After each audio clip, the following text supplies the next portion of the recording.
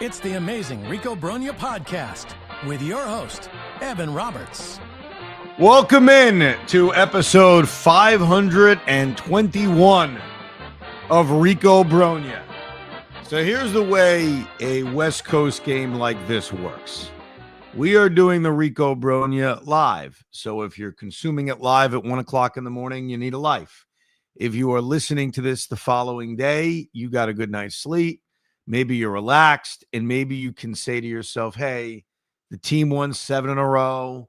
They showed a lot of fight coming back with the Ronnie Mauricio home run.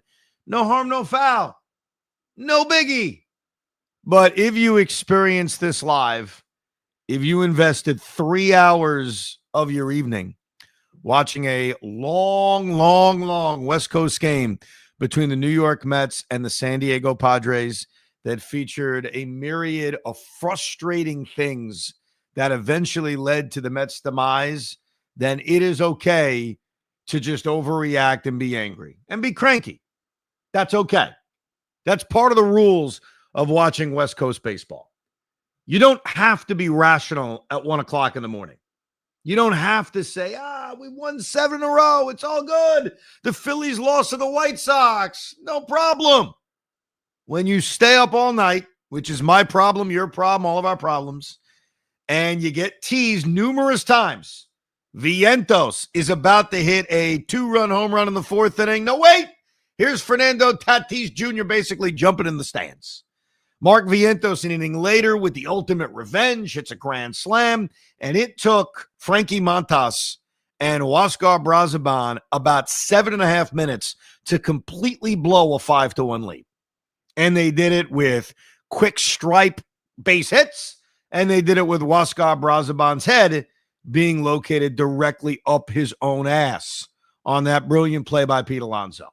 And then you watch the offense get completely shut down for 4.5 innings to where you're thinking, are they ever going to get another hit? And when they finally do get another hit, it's Ronnie Mauricio doing it again. A 1-out 9th inning majestic home run to tie the game to suck you in. And then you've got Gregory Soto committing a brutal error, but then apparently wiggling himself out of this 9th inning to the point where Gary Cohen, and Gary, I love you, but I blame you. Because again, at 1 o'clock in the morning, it's okay to be irrational and think jinxes are real. Do I have to hear Gary Cohen breaking down? Well, they got to figure out who's going to pitch the 10th. How about you get to the 10th?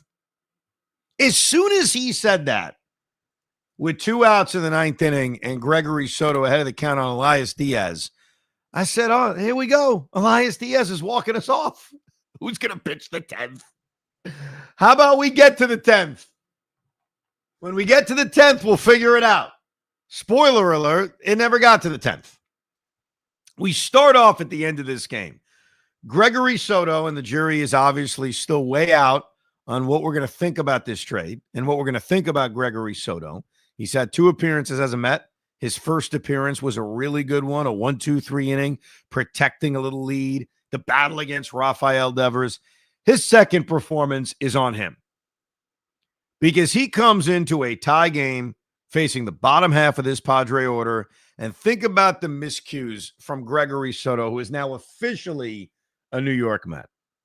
When you can deliver us a back-breaking loss, that's when you know you're a Met. Leadoff hit to Xander Bogaerts. Okay, it happens. Xander's a good hitter. At least he was a good hitter. And then Jose Iglesias, our old friend, lays down a garbage bunt. A bunt that's right in front of Soto, and he's got all day to make the throw to second base, and instead delivers a very wide throw to Francisco Lindor that luckily doesn't go into left center field.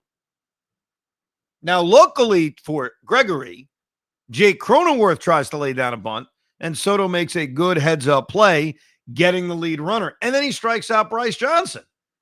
And that's where we're getting teased into thinking, wow, he's going to escape this 9th inning.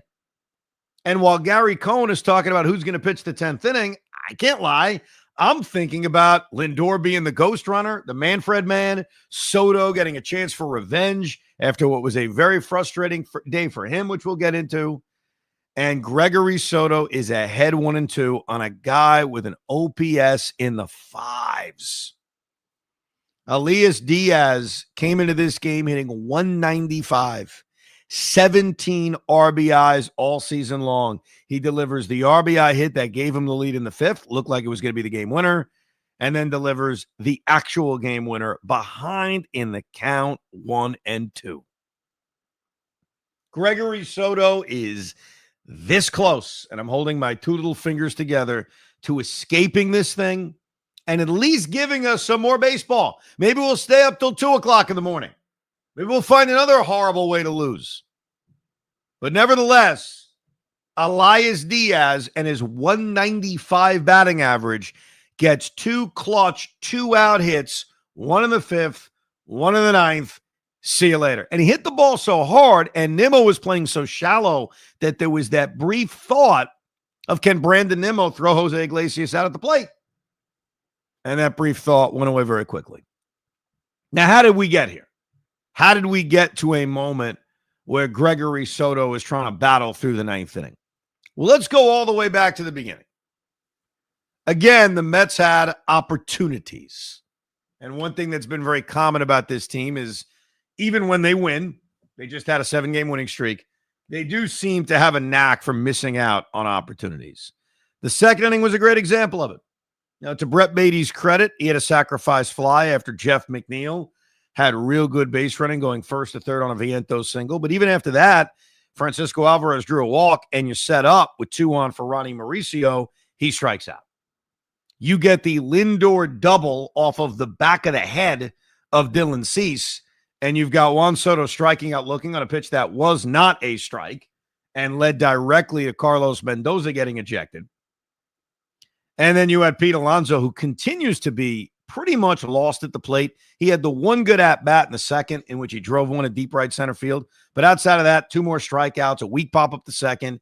Pete Alonso struggling. That batting average is dipping real quick. I mean, it's down to like 262. You talk about a batting average that is collapsed quickly.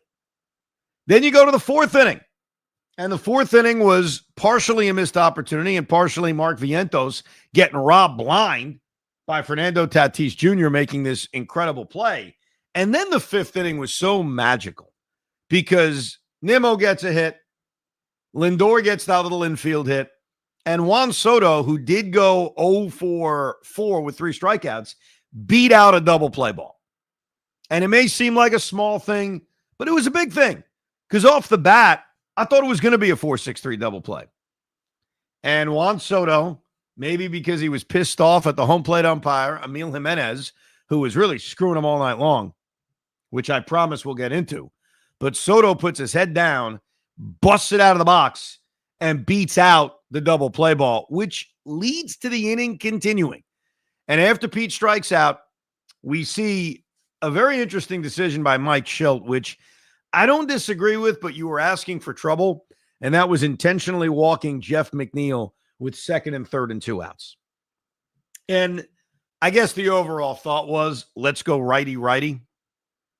But the risk you run into is that mental part of baseball. I'll never forget Mark Vientos in the postseason last year, Game 2 of the NLCS against the Dodgers, hitting that grand slam home run. And what I'll never forget is after the game, when Mark Vientos was asked by Ken Rosenthal, did you take it personal when they walked Francisco Lindor? He didn't make any bones about it. Yeah, it took it personal. So sometimes in this sport in which we live by numbers and we live by matchups, intentionally walking, especially the intentional walk in which you don't even throw a pitch, the new age intentional walk we have where the catcher will just arrogantly say, yeah, we're going to walk him. And the home plate umpire signals to first base. There's something so insulting about it.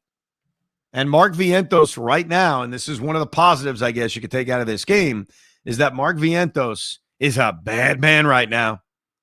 He's an angry, bad, motivated man. 2nd inning, rips a base hit.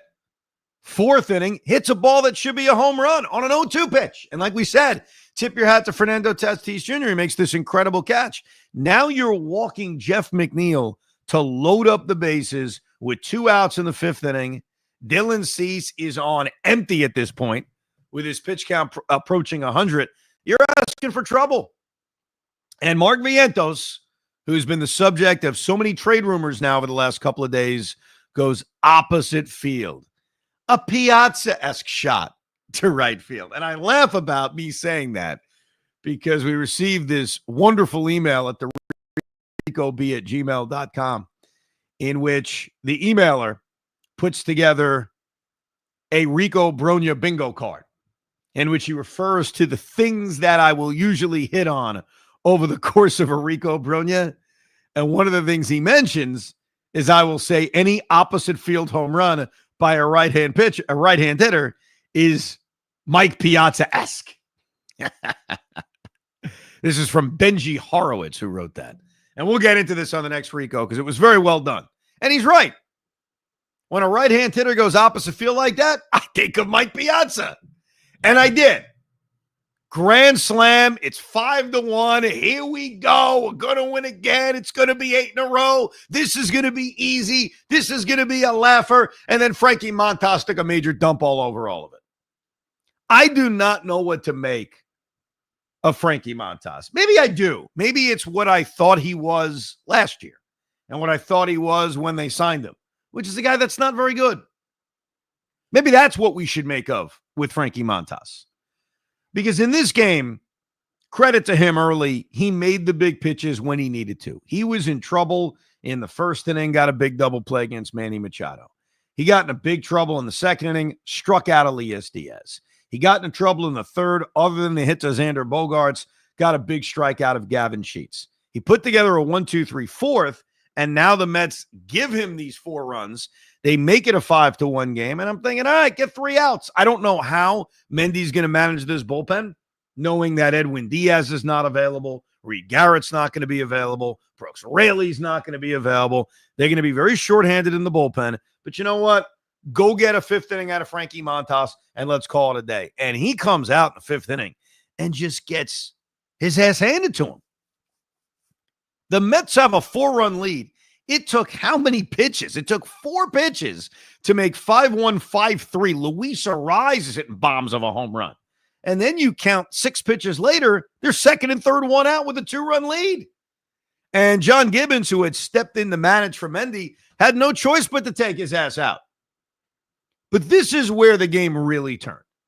Because at this point, yes, it's 5-3. Yes, the Padres have second and third and nobody out. But look, worst case scenario, it's a tie game. At least that's what I'm thinking. And Huascar Brazoban gets the big pop-up of Gavin Sheets. And then Pete Alonso, who, while he's not hitting at all, makes marvelous defensive plays every single night. And he made another one against Jay Cronenworth. Diving play on a ball that was headed down the right field line. He gets up. If Montas is getting off the, if Brazoban is getting off the mound like he should, the inning is over. It's 5-3. And we're doing a Rico waxing poetic again about Pete Alonso's defense. And instead, Huascar Brazoban was just late getting off the mound. And Pete looked pissed about it. Go back and watch. Alonso did not look happy because that was so well executed by Pete. And it got screwed up by a pitcher who was just not paying attention.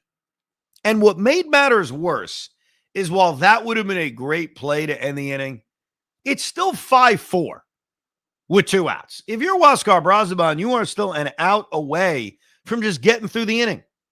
And then we watch him implode. Gives up the RBI hit to Bryce Johnson. Gives up the RBI hit to Elias Diaz. Throws a wild pitch that isn't even close. I was stunned that he actually got Luis Arraez out with the bases loaded. But I'm screaming at the TV at John Gibbons or Carlos Mendoza if he's texting him. Can you get him out of the game? I know you're shorthanded in the bullpen, but we are literally watching a meltdown right before our eyes. You can't tell me Brazoban not getting over to first base didn't affect the rest of that inning in terms of what was going through his mind. Somehow, by the grace of God, Arraez hit a ball right at Brandon Nimmo, and they were at least able to get out of it only down a run. The challenge is, and we certainly saw it over the next 4 innings, is that the San Diego Padres have a really, really good bullpen. By the way, credit to Rico Garcia, the Rico, getting 6 big outs to keep this game close. Same with Ryan Stanek, who actually pitched a 1-2-3 inning. But all the while, you're watching this Met offense go to complete sleep. And a part of it is this is a very good bullpen.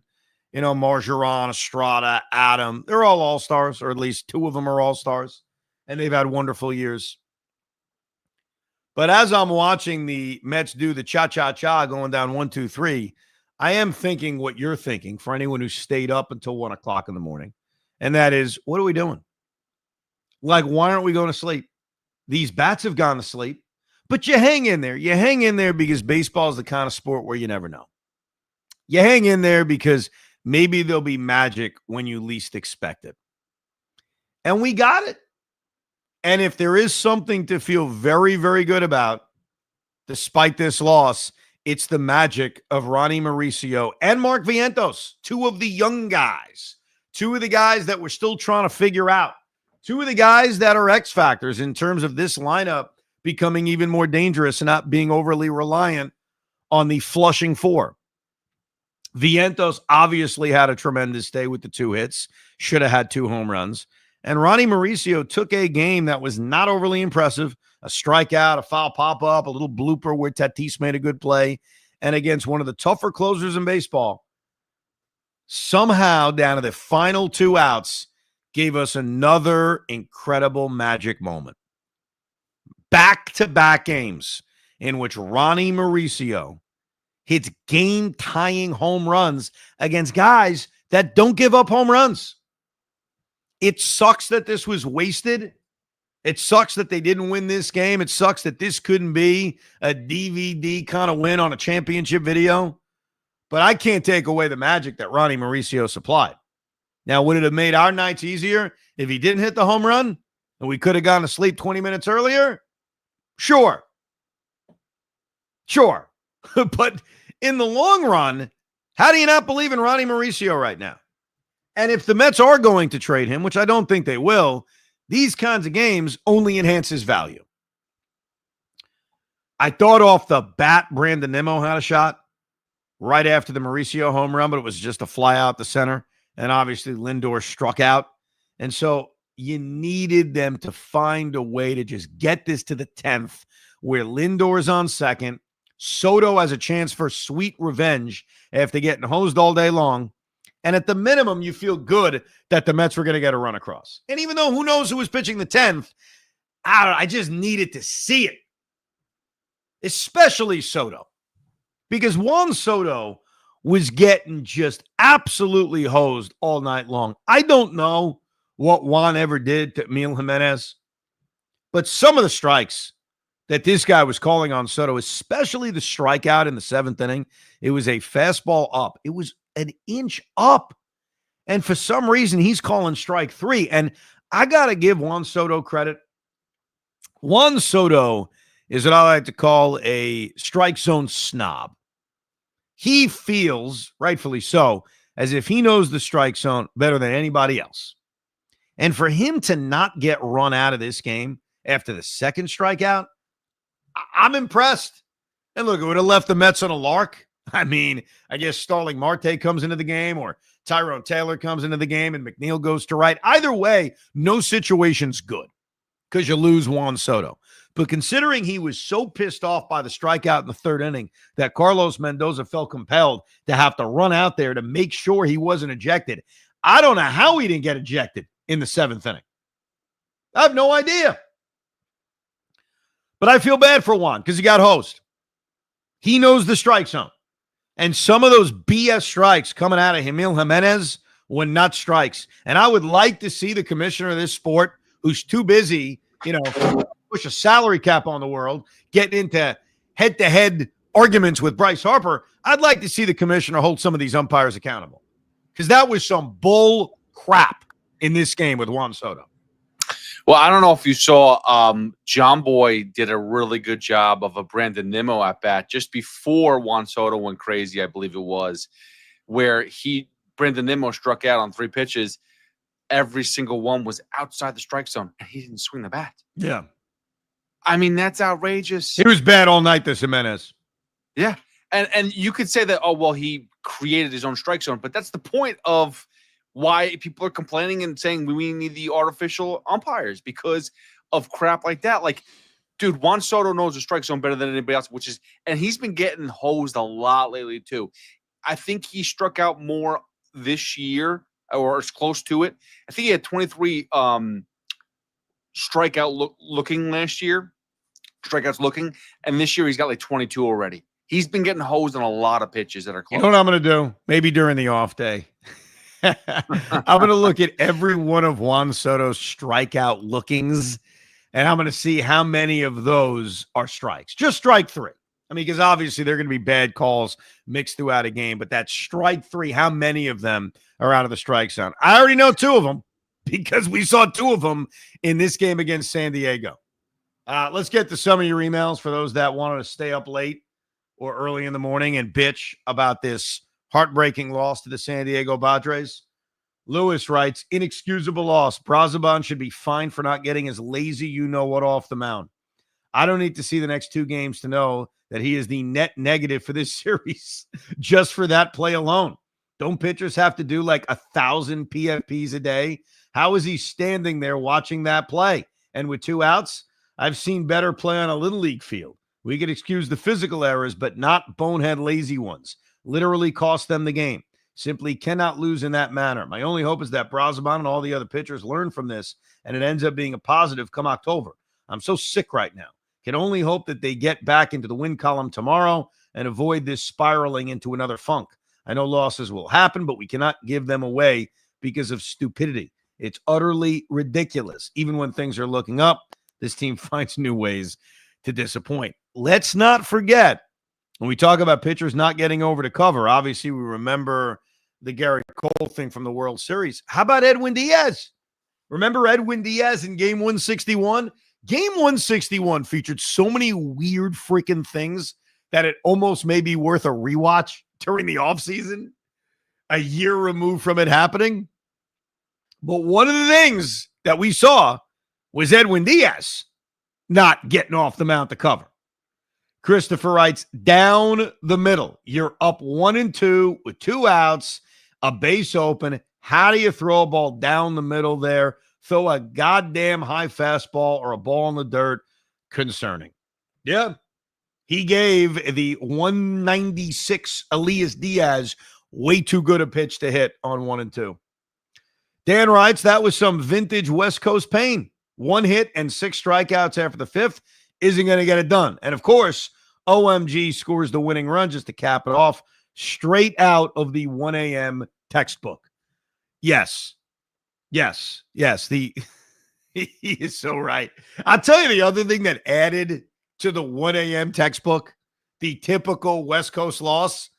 In the pitch clock era, this was a 3-hour game. This game would not end. I don't mind an occasional 3-hour game. It's what we were used to in baseball. When the game starts at 9:42, yeah, no thanks on the 3-hour game. Please, no. No, thank you. Anyhow, game 2 of this series will be another late night 9:45 game. And to our second to last emailer's point, I can't say this now because the game is fresh and who knows what the future holds. But yes, you don't want this to turn into something really, really bad. But as someone once taught me, momentum is as good as the next day's starting pitcher. So in the case of Sean Manaea, with a fresher Edwin Diaz and a fresher Reed Garrett, go get it done on a Tuesday night. But this one absolutely stung. The good news is when I wake up and by the time I get on the air at 2 o'clock, Evan and Tiki, I will be able to rationalize this loss in a much better way. I'll say, we had a 7-game winning streak. We were bound to lose. It is what it is. But in the moment, it sucked. So for anyone listening to this on Tuesday morning and you didn't stay up late, hopefully the tone of these 25 minutes will at least let you feel as if you felt it. Either way, we'll give you our series recapping Rico on Wednesday night, and we have a very special trade deadline, Rico. The trade deadline is at 6 o'clock on Thursday. At 6:30, we will go live with a special post-trade deadline Rico Brogna. So make sure you subscribe and you're ready to go. Now get to sleep. Or if it's Tuesday, enjoy your day of work. And thank you very much for listening to this painful, heartbreaking edition of Rico Brogna. We hope you enjoyed this episode of the Rico Brogna podcast. It's amazing, isn't it? Make sure you download it now to keep it on you at all times.